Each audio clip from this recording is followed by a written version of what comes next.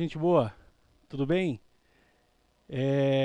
Nós estamos nessa nova etapa aí, né, acreditando que o Senhor sempre está no controle, e nós estudamos anteriormente a soteriologia, a primeira parte, tivemos algumas introduções e agora a gente vai estudar detalhadamente alguns pontos da soteriologia e exclusivamente sobre a conversão. Nós vamos detalhar a conversão e trazer uma ideia maior sobre arrependimento e fé, sobre justificação, santificação e também perseverança, tá bom? Então, não existe uma ordem lógica para uma sequência cronológica para conversão, porque as coisas acontecem simultaneamente, né? Que são a justificação, regeneração, união com Cristo e adoção. Então tudo isso acontece no mesmo instante. E a conversão, como a gente estudou anteriormente, ela é o voltar-se para Deus. Então quando há uma conversão, totalmente mudar a direção totalmente, né? Então, voltar-se para Deus consiste de dois elementos, arrependimento e fé, que aí faz com que tudo aconteça no mesmo instante. E eu quero trazer para vocês, então, os elementos da salvação. Então, os elementos da salvação passou. Os elementos da salvação. Então, nós temos aqui os elementos: regeneração, conversão, arrependimento, fé, justificação, santificação e perseverança. Então, hoje nós vamos falar sobre 3 pontos, que são regeneração, conversão e arrependimento. Enquanto nós estamos fazendo aqui o estudo, enquanto nós estamos recapitulando, você também pode aí participar da nossa escola, coloque a sua pergunta, coloque o seu bom dia aí, e à medida que for surgindo as dúvidas, coloquem aí para que nós possamos saber e preparar aí também uma resposta para a sua pergunta, tá bom? Então a técnica está aí também, eles vão poder estar anotando as suas perguntas. Então vamos lá. Primeira coisa então que nós vamos falar é regeneração. Então primeiro que a gente vai falar é regeneração. E eu não posso falar sobre conversão sem ter em mente o ato da regeneração. E a regeneração é um ato de Deus no homem, pelo qual o que passa a governar a alma desse ser humano é a santidade. E o que é a santidade? Nós estudamos também sobre a santidade. Santidade é a separação das coisas impuras, ou seja, um novo nascimento, o lado divino da mudança do coração do homem. Então, o nascer de novo, ele é muito importante para a salvação. Se não haver o nascimento, o novo nascimento, não há salvação. Se não houver a regeneração, não há salvação. E a regeneração é uma mudança indispensável à salvação do pecador. Então, João 3,7, vamos abrir aí João 3,7.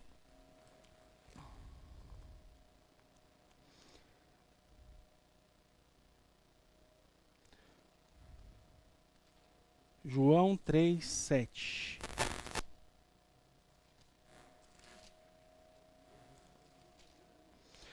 Diz assim: não te maravilhes se te disser, necessário vos é nascer de novo. Então, é necessário nascer de novo ou seja, a regeneração para a salvação.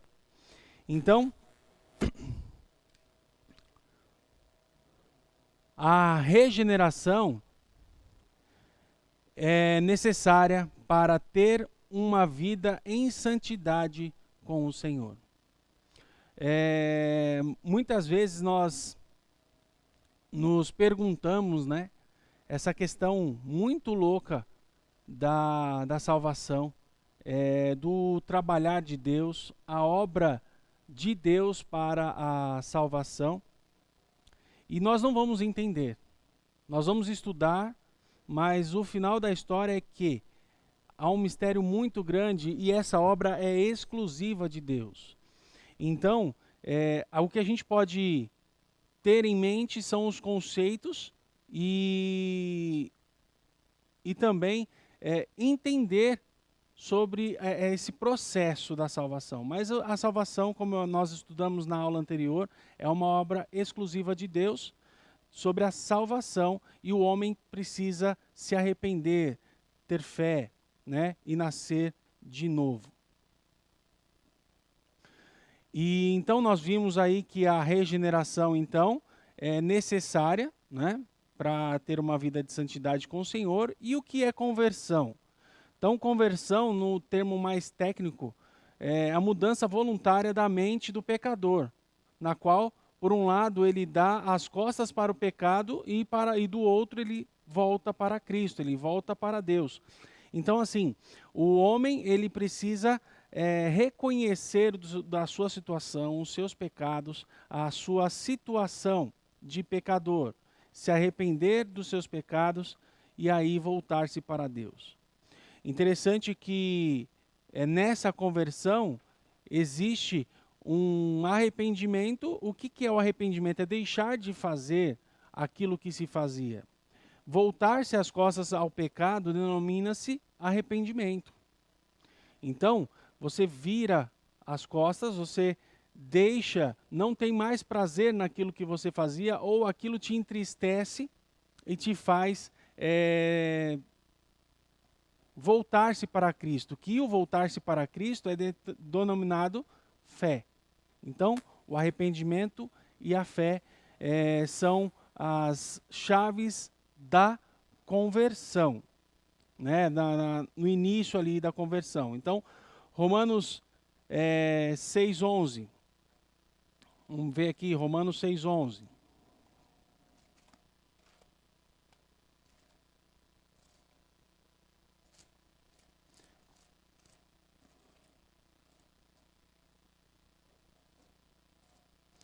Romanos 6:11.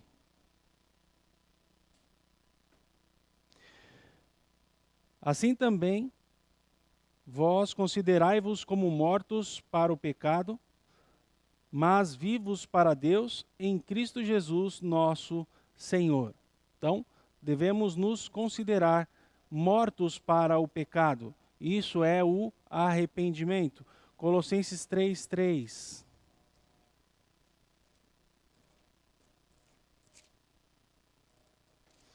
Colossenses 3:3. Porque já estáis mortos, e a vossa vida está escondida com Cristo em Deus.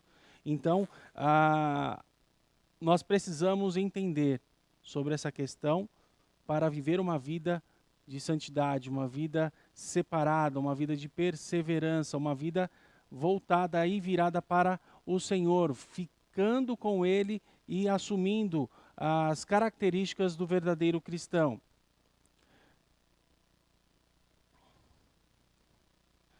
Então tá aí os textos que nós lemos. Então, considerai-vos como mortos para o pecado, mas vivos para Deus em Cristo Jesus. E já estáis mortos, e a vossa vida está escondida com Cristo Jesus, em Deus. Então, os dois elementos da conversão, eles parecem estar na mente de Paulo, quando ele escreve esses dois textos aí. Então, está bem claro na mente de Paulo. E agora uma sentença. aonde está aí a afirmação, não há conversão sem regeneração. Deus, ele torna os homens para si mesmo. E a gente vê aí sobre essa questão em Salmos capítulo 85, versículo 4.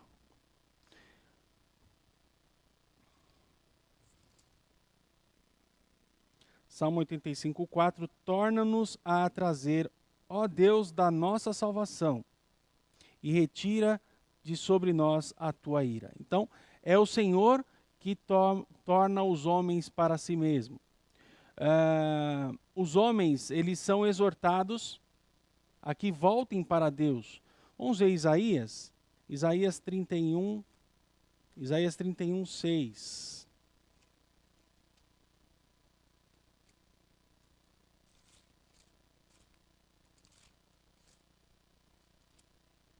Isaías 31, 6.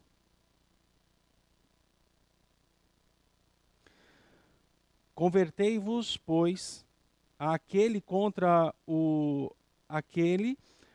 que os filhos de Israel se rebelaram tão profundamente. Quem é esse que eles se rebelaram? A Deus, Jeová, o Todo-Poderoso. Então, nós precisamos voltar para Deus. A regeneração e a conversão são semelhantes à bala de um canhão e o de seu disparo. Eles funcionam juntas. Certa vez, um seminarista, ele foi questionado sobre a questão da regeneração, da conversão. E a regeneração e conversão, ele entendeu e falou sobre essa questão do tiro de canhão. Porque o disparo, ele ocorre de uma maneira muito simultânea. Então, primeiro ocorre a bala e depois a consequência, mas acontece no mesmo momento, tá bom? Então, texto aqui de John Stott, sobre a salvação, sobre a fé agora, né? Então, a fé no arrependimento ali, a fé que recebe a Cristo precisa ser acompanhada pelo arrependimento que rejeita o pecado. E se nós não nos constrangermos ou nós não nos arrependermos do pecado, como que eu tenho fé que aquilo irá acontecer? Então, é tudo junto. Quando nós pensamos em conversão.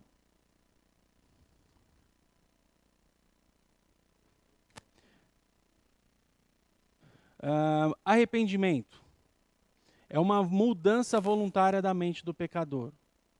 O pecador, ele se volta para Deus, ele muda de atitude, ele tem uma mudança voluntária na sua mente, da qual rejeita o pecado.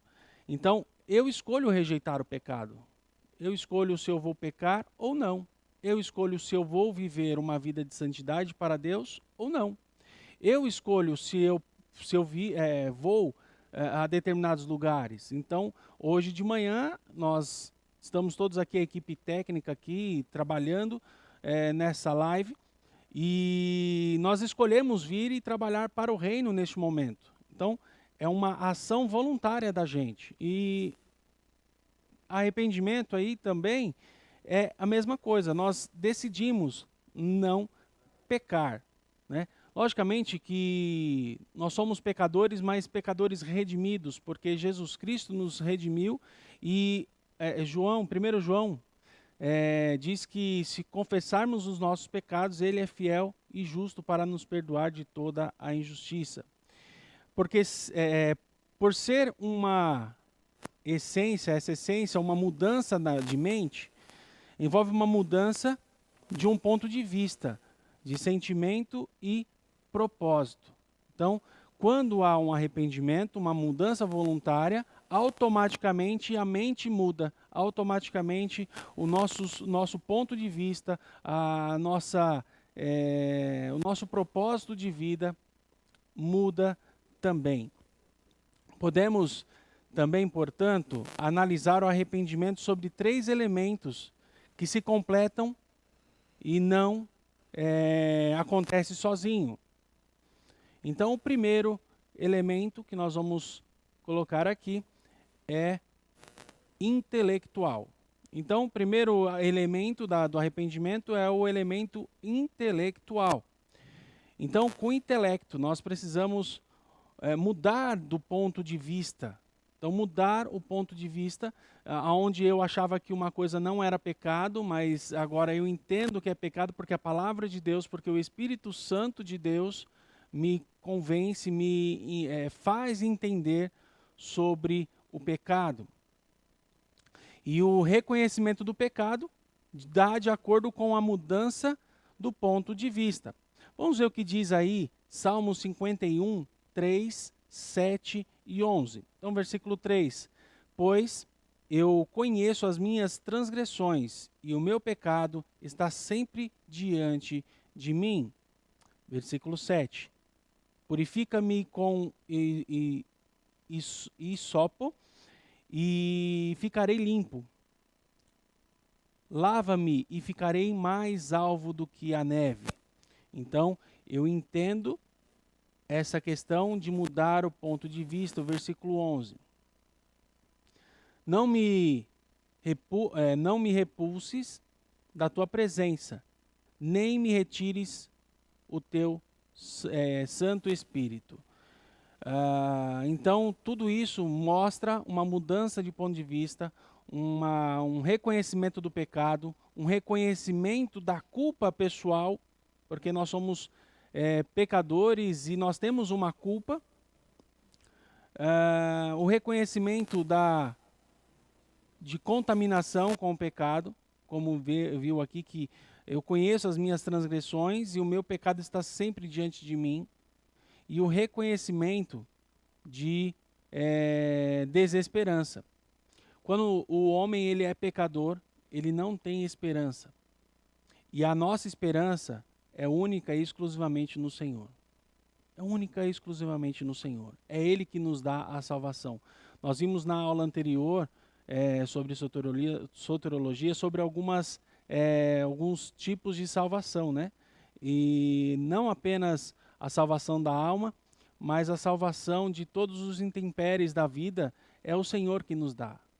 Graças a Deus. Por esta pandemia nós já estamos aí completando 1 ano e graças a Deus, Deus tem preservado a mim e a minha família em saúde, né? Graças a Deus. E nós temos fé que Deus ele há de nos proteger. Mas se, por um acaso, nós somos infectados, também nós temos fé que existe um propósito e que Deus está conosco. Ele tem sempre o melhor.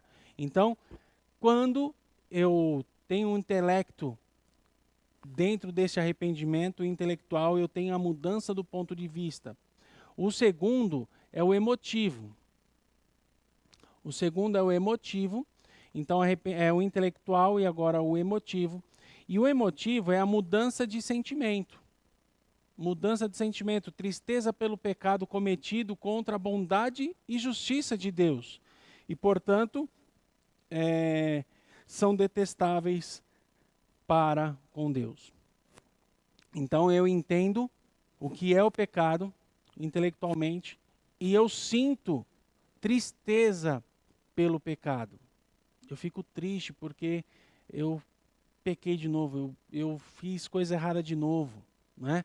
E o versículos 1, 2, 10 e 14 de Salmos diz o seguinte: compadece-te de mim, ó Deus, segundo a tua benignidade e segundo a multidão das tuas misericórdias. Apaga as minhas transgressões, lava-me completamente da minha iniquidade e purifica-me do meu pecado. Cria em mim, ó Deus, um coração puro e renova dentro de mim um espírito inabalável. Livra-me dos crimes de sangue, ó Deus, Deus da minha salvação, e minha língua exaltará a tua justiça. E aí está o envolvimento do sentimento, aquilo que nos eleva, aquilo que nos move, nos motiva a fazer o que é melhor, aquilo que Deus quer para as nossas vidas. Então a mudança de sentimento, onde eu tenho alegria em estar na casa do Senhor, eu tenho alegria em estar orando, eu tenho alegria em ler a palavra, eu tenho alegria em viver uma vida em santidade, em amor, em comunhão com Deus e com os irmãos. Mas em contrapartida eu tenho tristeza em fazer algo que vai de encontro, né? Ou seja, confronta com a bondade de Deus, com os planos de Deus, com os desejos e a vontade dele. E o terceiro é o voluntário. Então, primeiro é o intelectual, depois o emotivo e agora o voluntário. Esses são os três elementos do arrependimento, aonde o voluntário é uma mudança de propósito. Então, nós vimos que é intelectual, a mudança de ponto de vista, emotivo, que é a mudança do sentimento, e agora o voluntário, que é a mudança de propósito. Qual é o propósito de vida do cristão, do salvo em Cristo Jesus? Deixar de servir ao pecado e também disposição para buscar o perdão e a purificação no Senhor. Então, esta é a mudança de propósito. O propósito de vida do cristão deve ser servir ao Senhor, deve ser viver uma vida com o Senhor. Salmos 51, 5, 7 e 10. Eu nasci na iniquidade e em pecado me concebeu a minha mãe. Purifica-me. Purifica-me com isopo e ficarei limpo. Lava-me e ficarei mais alvo do que a neve. Versículo 10. Cria em mim, ó Deus, um coração puro e renova dentro de mim o espírito inabalável. E nós encontramos também em Jeremias 25, 5, quando diziam, convertei-vos agora, cada um do seu mau caminho e da maldade das suas ações, e habitarei na terra que o Senhor vos deu, e a vossos pais, desde os tempos antigos e para sempre. Então, é essa mudança de propósito, quando nós nos arrependemos, quando nós nos convertemos ao Senhor, nós queremos estar na presença de Deus, ter um espírito inabalável, ter uma vida constante e abundante no Senhor. O terceiro elemento inclui e implica nos dois elementos anteriores e é, portanto, o mais importante no aspecto do arrependimento, que é a prova daquilo, são os frutos do arrependimento. Então, os frutos do arrependimento mostram aquilo que você tomou de posição, aquilo que você escolheu através do seu intelecto, da sua emoção. E você se torna um voluntário na obra do Senhor.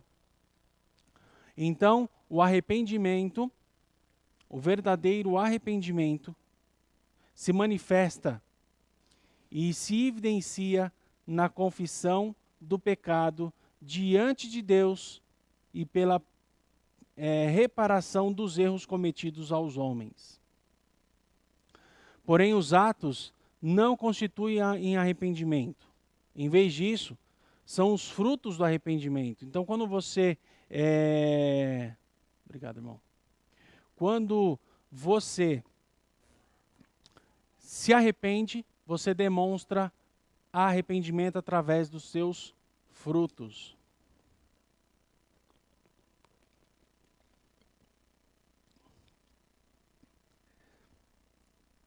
Quando, certa vez, em uma conversa com o pastor, ele estava me falando sobre um cidadão que tinha acabado de roubar e entrou na igreja e queria entregar a vida para Jesus. Olha que coisa, né? foi lá primeiro, na verdade, ele foi para buscar, para se refugiar, né? Que ele estava fugindo.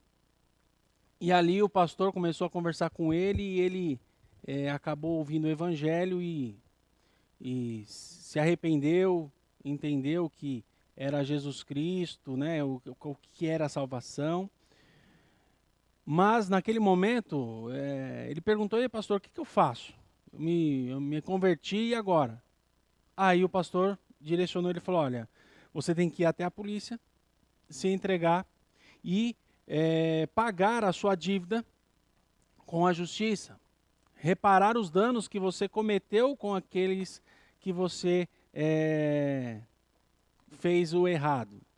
E aí isso conta que ele se arrependeu e ele fez aquilo de acordo com a palavra de Deus. Eu estou fazendo só um resumo daquilo do acontecimento, tá bom? Então, o arrependimento, ele vem seguido de frutos. Então, aquela pessoa que não tem fruto de arrependimento, fica difícil entender que é arrependimento, né? Aquelas pessoas que, de repente, saem da igreja, vamos dizer assim. Eu tive muito contato com esse tipo de situação. E a pessoa, ela abandona, ela não vai mais para a igreja. E ela está vivendo uma vida ali tranquila, uma vida longe de Deus e tudo acontecendo de acordo com a vontade da pessoa. E certa vez eu questionei a pessoa, falei: "Mas e aí? Você não se constrange, você não quer voltar para Deus, você precisa estar congregando com a gente." E a pessoa falou: "Olha, pastor, a minha vida está maravilhosa, está melhor do que antes." Aí a pergunta é: será que aquela pessoa tem fruto de arrependimento do pecado? Será que ela era uma convertida, né? Será que aquela pessoa era uma convertida? Ou será que ela estava vivendo a vida conforme os padrões que foi apresentado para ela? Então, arrependimento vem acompanhado de frutos do arrependimento. E quais são os frutos do arrependimento? Olha aí, confissão do pecado é um dos frutos do arrependimento. Então, você tem que confessar o seu pecado.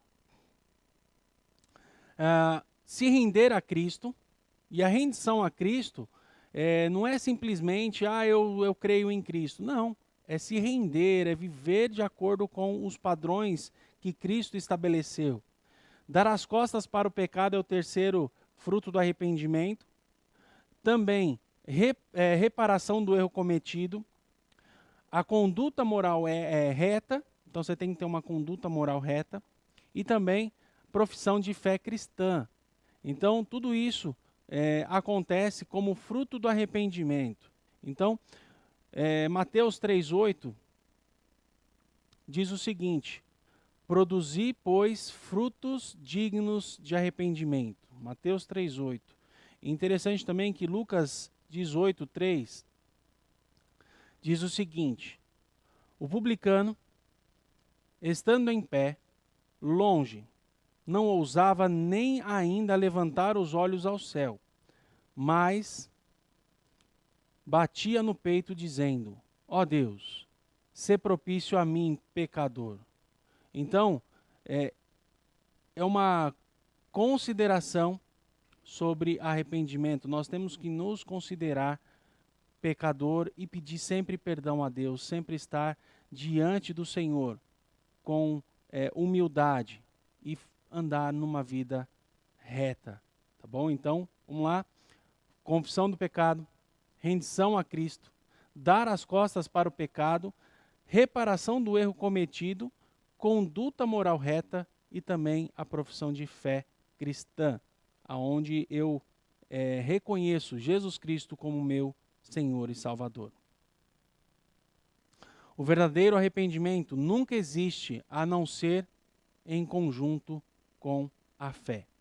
Então, a tristeza pelo pecado, não simplesmente por causa das más consequências para o transgressor, mas por causa da intrínseca aversão oposta à santidade de Deus. E o amor de Deus também é praticamente impossível sem alguma confiança na misericórdia de Deus. Então, eu não posso ter essa tristeza se eu não tenho essa fé que a coisa está errada, que o que eu estou fazendo é errado. Eu tenho que ter essa coisa dentro de mim, que é uma aversão, né? Aquilo dentro de mim que fala, não, isso aqui é pecado, eu não quero fazer isso, eu não quero cometer este pecado. O arrependimento para Deus envolve fé no Senhor Jesus Cristo. Envolve fé no Senhor Jesus Cristo. Atos 20, 21. Testificando tanto a judeus como a gregos o arrependimento para com Deus e a fé em nosso Senhor Jesus Cristo.